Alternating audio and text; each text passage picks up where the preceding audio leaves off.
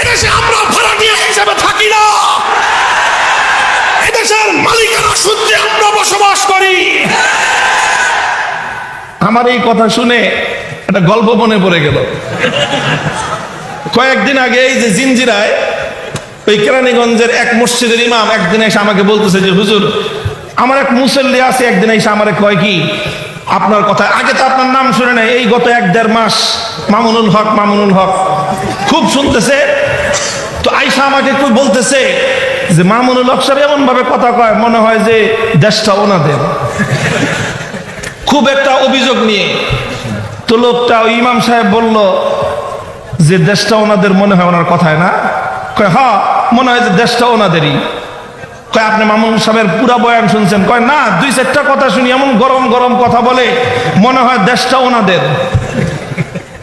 কয় তাহলে এক কাজ করেন, মামুন সাহেবের একটা বয়ান আছে, একটা আলোচনা আছে উপমহাদেশের স্বাধীনতা যুদ্ধে আলেম সমাজের ভূমিকা, এই আলোচনাটা শুনবেন 1.5 ঘন্টার। 1.5 ঘন্টা আলোচনা কষ্ট করে শুনছে লোকটা, কোনোদিন আলেম আমাদের ওয়াজটা শুনে না, আর আমার ওয়াজ তো শুনেই না। তো 1.5 ঘন্টার ওয়াজ শুনছে। আমার ওই 1.5 ঘন্টার ওয়াজের মধ্যে ইতিহাস ছিল 100-200 বছরের ইতিহাস। আমার ওই 1.5 ঘন্টার আলোচনা ইতিহাস ছিল যখন গোটা ভারতবর্ষকে ইংরেজরা গোলামীর জিঞ্জিরে আবদ্ধ করেছিল, সেই ইংরেজদের নাক পাশ থেকে বন্দিত্ব থেকে মুক্ত করবার জন্য সর্বপ্রথম যেই আলেমের অগ্নিঝরা কণ্ঠে স্বাধীনতার ঘোষণা উচ্চারিত হয়েছিল, সেই নেতা কোন নেতা ছিলেন না, সেই ব্যক্তি কোন রাজনৈতিক নেতা নেত্রী ছিলেন না, তিনি ছিলেন একজন আলেম, তিনি ছিলেন উপমহাদেশের সর্বশ্রেষ্ঠ হাদিস বিশারদ শাহ আব্দুল আজিজ মুহাদ্দিস দেহলভী রাহমাতুল্লাহি আলাইহি, যিনি ফতোয়া দিয়েছিলেন। কি ফতোয়া? ইংরেজদের বিরুদ্ধে স্বাধীনতা যুদ্ধ করা ফরজ। ফতোয়ার মধ্য দিয়ে শুরু হয়েছিল স্বাধীনতা যুদ্ধ ইংরেজদের বিরুদ্ধে। শুরু হলো স্বাধীনতার সংগ্রাম।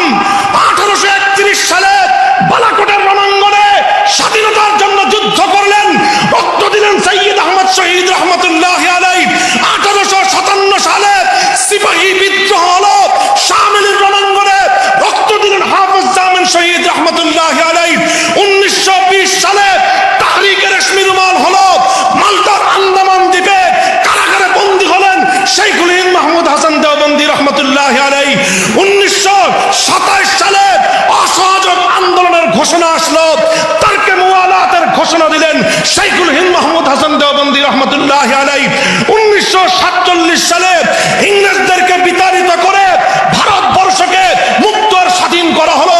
সেই স্বাধীনতা যুদ্ধে বিজয় করবার পর পশ্চিম পাকিস্তান, পূর্ব পাকিস্তান, মুসলমানদের 2 ভূখণ্ডে স্বাধীনতার পতাকা উত্তোলন করেছিলেন মামুনুল হক সাহেবের বাপের 2 ওস্তাদ।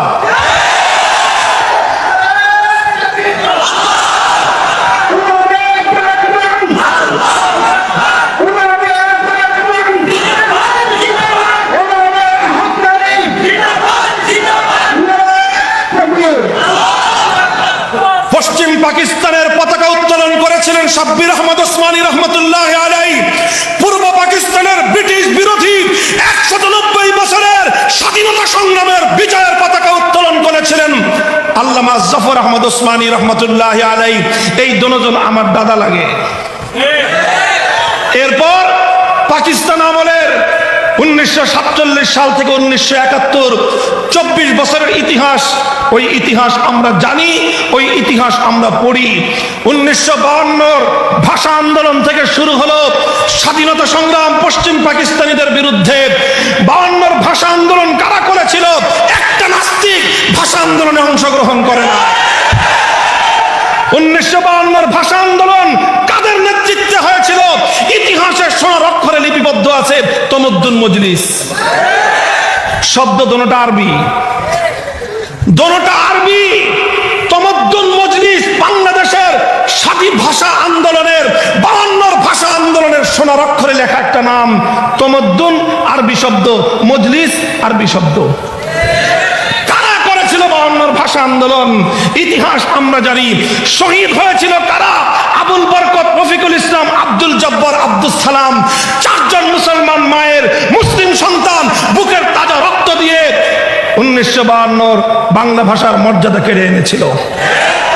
আসেন 1954 সালে যুক্ত ফ্রন্ট গঠিত হয়েছিল, যেই যুক্ত ফ্রন্টের ইশতেহার অনুযায়ী 1971-এ বাংলাদেশ স্বাধীন হয়েছিল। 54 যুক্ত ফ্রন্ট কারা গঠন করেছিল? 4 নেতা ছিল, 4 নেতা। কয় নেতা? বঙ্গবন্ধু তখনও শীর্ষ নেতার না, তিনি তখন দ্বিতীয় সারির নেতা, ইয়াং লিডার, যুবক। বঙ্গবন্ধুর নেতা ছিলেন হোসেন শহীদ সোহরাওয়ার্দী, শেরে বাংলা একে ফজলুল হক, তারা। আর বঙ্গবন্ধু তখনও মূল প্রধান সারির নেতা হননি, তিনি আরো পরে সামনে এসেছেন।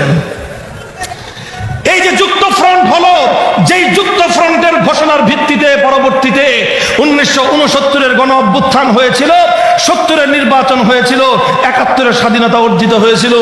সেই 54 যুক্ত ফ্রন্টের 4 নেতার নাম জানেন?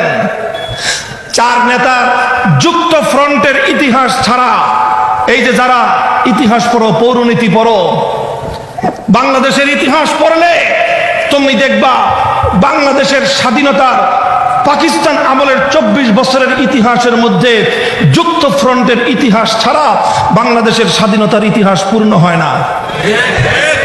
যুক্ত ফ্রন্ট কি হয়েছিল? যুক্ত ফ্রন্ট কি জিনিসের নাম? বাংলাদেশের 4টা দল পূর্ব পাকিস্তানের ঐক্যবদ্ধ হয়েছিল। 4 দলের 4 জন নেতা ছিলেন। কারা ছিলেন তারা? 2 জন মিস্টার, 2 জন মৌলভী।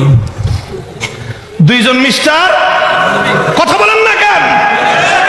2 জন মিস্টার, 2 জন মিস্টার, 2 জন শেরে বাংলা একে ফজলুল হক, হোসেন শহীদ সোহরাওয়ার্দী।